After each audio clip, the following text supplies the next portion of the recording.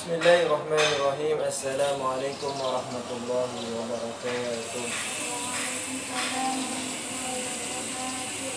Alhamdulillahi wassalatu wassalamu ala rasulillah wa ala alihi wa sahbihi wa man wala. Para pemirsa, kaum muslimin, kaum muslimat dimanapun Anda berada, khusus kepada para muslimin, mudah-mudahan kita senantiasa berada di dalam Allah, di mana kita sekarang diuji oleh Allah Subhanahu wa Ta'ala. Maka semuanya ada di Indonesia dan ada salawat serta salam mudah-mudahan tetap tercurah limpahkan kepada junjungan kita Muhammad sallallahu alaihi wasallam. Pada siang ini kita masih diberi kesehatan oleh Allah Subhanahu wa Ta'ala untuk bertemu kembali di dalam kajian kitab Fiqh Sirah An-Nabawiyah yang dikarang oleh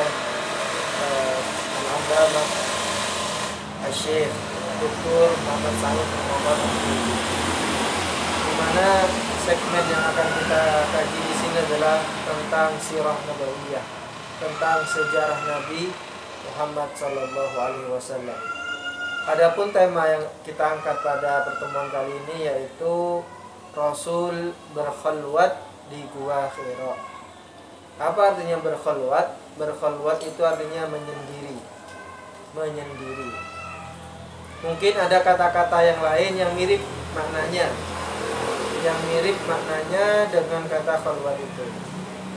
Menyepi, menyendiri, atau bermeditasi, atau mungkin dalam bahasa kita, bahasa Madura, lebih mengarah kepada atapah. Namun khalwatnya Rasulullah, menyendirinya Rasulullah dalam rangka untuk merefleksikan, memikirkan kembali tentang apa-apa yang telah dialami, memikirkan kembali tentang apa-apa yang telah dilewati, apa-apa yang ada di dalam ini, di dalam dunia ini. Apakah ada sesuatu kekeliruan? Apakah yang saya lakukan ini benar? Itu semuanya adalah dalam rangka berintrospeksi, memikirkan kembali tentang diri sendiri. Terkadang kita butuh waktu menyendiri, waktu untuk kita sendirian, guna untuk memikirkan tentang pencapaian-pencapaian yang kita dapati di era-era masa lampau. Juga perlu kita pikirkan tentang target-target yang akan kita inginkan di masa mendatang.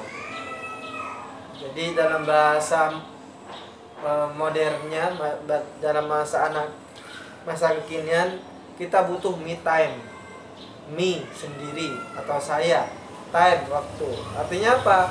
Waktu menyendiri butuh kita. Setidaknya kita targetkan berapa kali di dalam sebulan, atau mungkin bisa setiap hari. Setiap hari sebelum sampean tidur, sampean menyendiri di kamar sampean, seraya memikirkan apa saja kegiatan yang sampai lakukan di pagi tadi, kemudian sampai kepada siang, sore. Sampai pikirkan kira-kira kegiatan yang sampai lakukan ini sudah tepat atau tidak.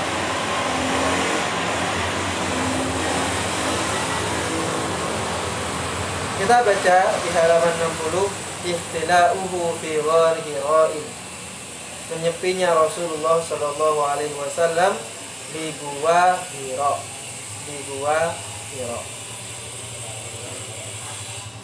Walamma akhadat sinnuhu tadnu nahwal arba'in, ketika umur Rasulullah Shallallahu Alaihi Wasallam dekat dengan umur 40, artinya mau masuk 40, nasya'a ladaihi hubbun lil uzlati bainal fatrati wal ukhra. Rasulullah kemudian cenderung suka untuk menyendiri, menyepi, memisahkan diri. Uzlah itu artinya memisahkan diri. Yang biasanya berkerumunan dengan manusia, suka berinteraksi dengan orang lain, maka kemudian Rasulullah mengambil tempat yang tersembunyi, yang sepi, untuk Rasulullah bertafakkur di sana, memikirkan. Wa habbaballahu ilaihi al-ibtila'a fi ghari Hira. Dan Rasulullah dan Allah Subhanahu wa taala membuat Rasul mencintai ikhtilah atau berkhalwah, menyendiri, menyepi di suatu gua yang namanya Gua Hira. Di manakah Gua Hira itu? Wa Hiraun jabalun yaqau fi janibi shimalil gharbi min Makkah. Gua Hira itu terletak di arah antara selatan dan barat. Jadi sana. Jadi antara selatan dan barat. Apa namanya kalau di sana? Barat daya. Ya. Selatan, barat, daya itu. Itu barat laut. Jadi antara selatan dengan barat itu namanya barat daya. Ya, rumahnya Aziza berarti di sana barat daya.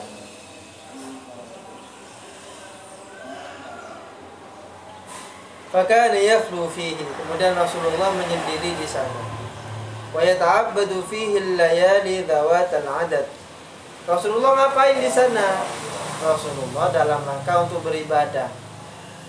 Beribadah yang biasanya ibadahnya itu hanya beberapa, maka di zaman-zaman itu maka Rasulullah menambah.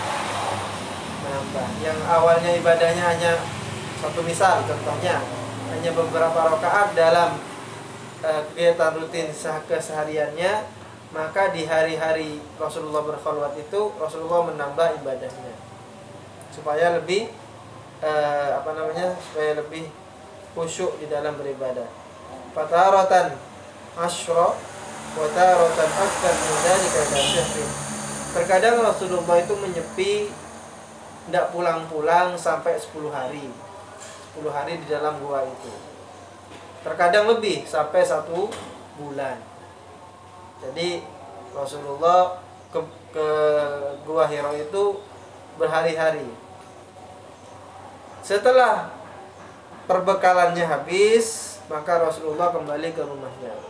Thumma ya'udu ila baitihi. Kemudian Rasulullah balik ke rumah untuk mempersiapkan bekal. Fala yakadu yamkuthu fihi qalilan hatta yatazawwada min jadidin fi khalwatin ukhra. Jadi Rasulullah hanya kembali ke rumah sebentar saja, hanya mempersiapkan bekal untuk persiapan khalwah selanjutnya. Jadi sudah siap itu, makanan-makanan sudah dibawa, pakaian-pakaian sudah dicuci, ambil pakaian yang baru, kemudian pergi lagi, berangkat lagi ke Gua Hira. Wa ya'udul karata ila ghari Hira wa hakadha ila an ja'a al-wahyu wa huwa fi ihda khalwatihi tilk. Sampai kemudian datanglah wahyu kepada Rasulullah sallallahu alaihi wasallam. Wahyu ini menandaskan atau membuktikan bahwa Rasul kemudian diangkat menjadi seorang nabi dan rasul. Jadi Nabi Muhammad sallallahu alaihi wasallam mendapatkan tugas dari Allah Subhanahu wa taala untuk menyampaikan risalahnya itu di umur berapa? Di umur 40. Di umur 40. Biasanya orang di umur 40 itu akan lebih bijaksana.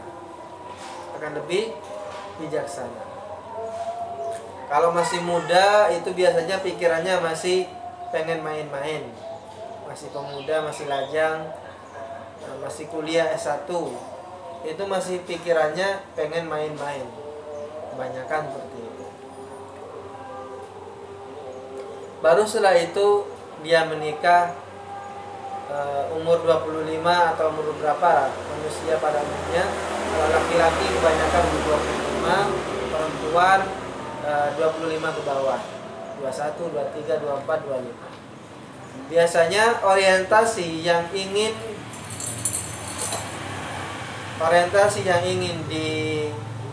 dikejar di umur itu biasanya adalah capaian-capaian yang sifatnya materi, ya pekerjaan yang bagus, kemudian mendapatkan gaji yang sangat tinggi, mendapatkan rumah yang bagus, kendaraan yang bagus, dan seterusnya.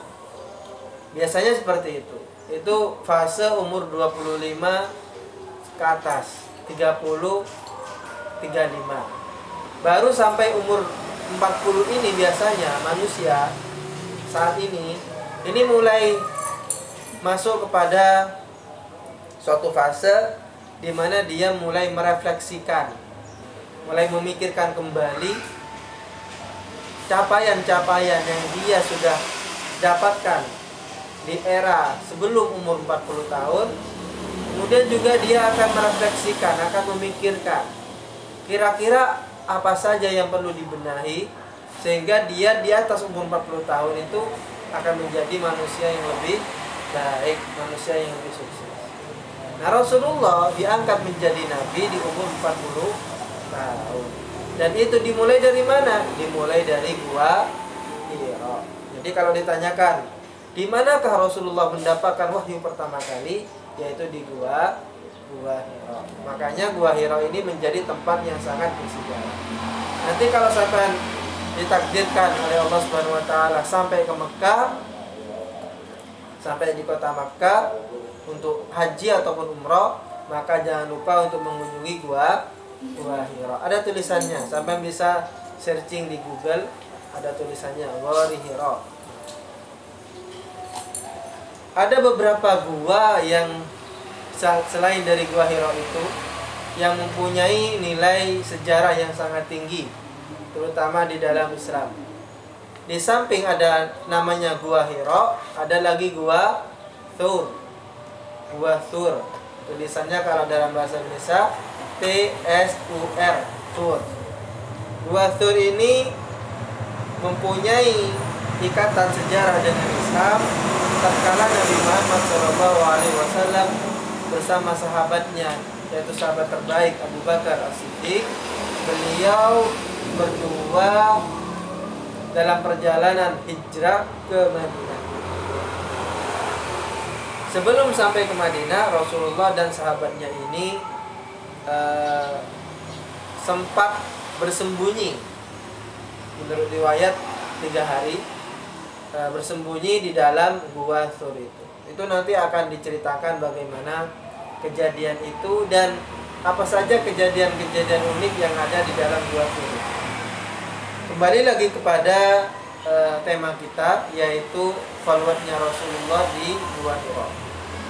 Apa kira-kira pelajaran yang bisa kita petik melalui kejadian-kejadian ini?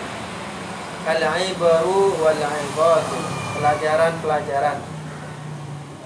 Inna li hadhihi al-khalwati allati habbabat ila qalbi Rasulillah sallallahu alaihi wasallam qubail al-bi'tsati dilalatun 'azimatun jiddan laha ahammiyatun kubra fi hayatil muslimin 'amatan wadda'ina ila Allah bi suratin khassah.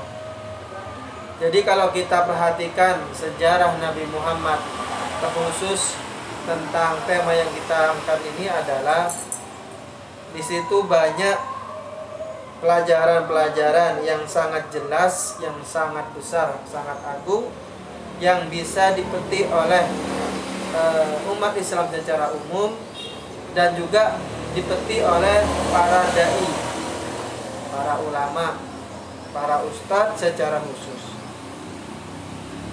Apa saja fahiya tuwaddihu annal muslima la yakmulu islamahu mahma kana mutahalliyan bil fadaili qa'iman bil alwanil ibadat hatta yajma'a ila dhalika sa'atin minal uzlati wal khalwati yuhasabu fiha an-nafsa. Seorang muslim yang ideal,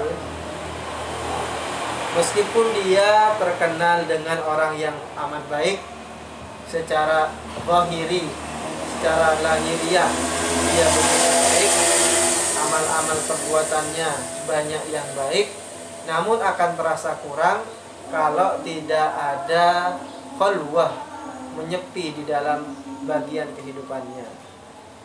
Menyepi ini menjadi penting dalam rangka untuk membenahi diri, dalam rangka untuk mengoreksi diri, dalam rangka untuk mengintrospeksi diri tentang langkah-langkah yang harus dilakukan setelah dia memikirkan kegiatan-kegiatan yang telah lalu. Yuhasabu fiha an-nafs, dia akan menghitung-hitung jiwa dia, akan menghitung-hitung amal-amalan dia. Wa yuraqibullah ta'ala wa yufakkir fi madahiril qaul, dia mulai berpikir tentang tata tertib, tentang keteraturan alam ini. Ketika dia mulai berpikir betapa tertibnya alam ini, betapa indahnya alam ini, maka muncul di dalam dirinya perasaan syukur, merasa bahwa Allah Subhanahu wa taala telah menciptakan segalanya dengan begitu baik sehingga dia kemudian bersyukur. Sehingga muncul di dalam dirinya nanti perasaan agung kepada Allah Subhanahu wa taala. Hadza fi haqqi ayyi muslimin yuridu li nafsihi al-islam as-sahih. Dan ini dilakukan oleh semua orang Islam yang menginginkan keislaman yang benar, keislaman yang kafah. Fa kaifa biman yurid an yad'a nafsahu mawdi'ad da'i ila Allah wal mursyid ila tariqil haq. Lantas tentu itu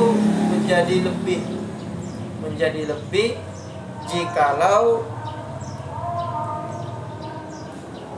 kepada orang yang da'i, orang yang mengajak kepada jalan Allah Subhanahu wa taala. Artinya seorang ulama, seorang dai, seorang santri ini lebih membutuhkan uzlah daripada orang Islam awam secara umum. Membutuhkan uzlah, cari tempat yang sepi, kemudian mulai bertafakur, mulai merenungkan diri tentang dirinya, tentang alam dan seterusnya. Saya kira untuk kita di sini di pondok pesantren ini, kita punya tempat yang enak untuk bertafakur. Sampai kalau pergi ke belakang, ke gazebo belakang itu, sampai lihat ada air, kemudian ada tumbuh-tumbuhan, ada burung, terkadang kicauan burung, terkadang makhluk-makhluk yang lainnya. Sampai mulai menyendiri di sana, berpikir bagaimana alam ini kok begitu teratur, kok begitu indah. Bagaimana kegiatan-kegiatan sampean, apakah sudah benar sesuai dengan yang diperintahkan Allah Subhanahu wa taala. Ini penting. Setidaknya sampean targetkan 1 minggu dalam 1 kali uzlah, menyendiri. Menyendiri di sini bukan berarti sampean bengong akhirnya kemudian mikir yang tidak gena-gena, tidak. Tapi tidak, sampean mencoba fokus memikirkan tentang satu misal, tentang nikmat Allah yang telah diberikan kepada sampean. Sampean bandingkan dengan teman-teman sampean yang lain. Apakah seberuntung sampean? Nah, nanti kalau itu kemudian tergali, maka pasti sampean akan bersyukur nanti. Akan bersyukur, oh ternyata Allah masih sayang dengan saya. Allah masih memberikan kenikmatan yang banyak kepada saya dibandingkan kepada teman-teman saya atau kepada tetangga saya dan seterusnya. Ini perlu meditasi.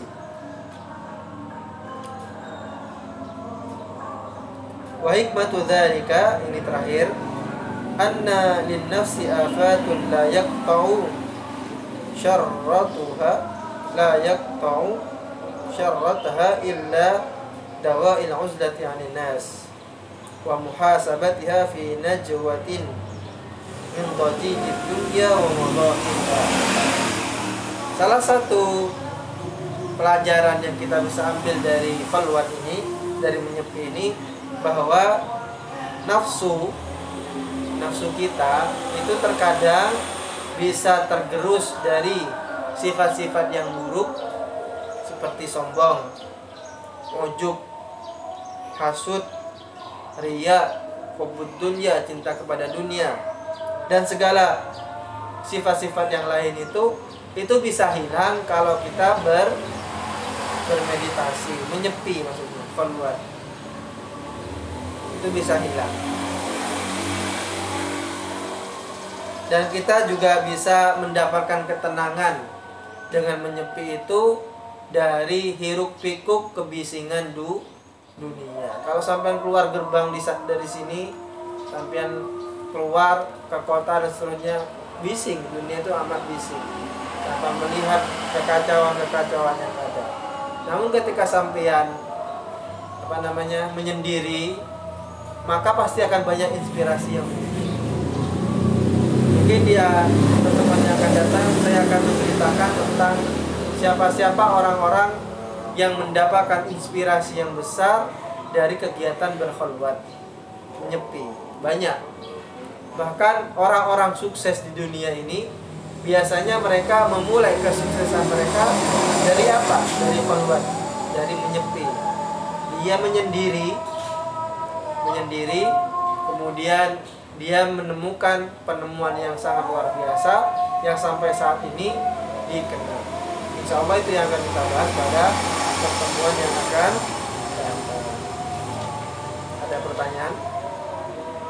Ini saja yang bisa kita sampaikan. Mudah-mudahan apa yang kita sampaikan menjadi ilmu yang bermanfaat. Wallahul muwaffiq ila aqwamit thoriq. Assalamualaikum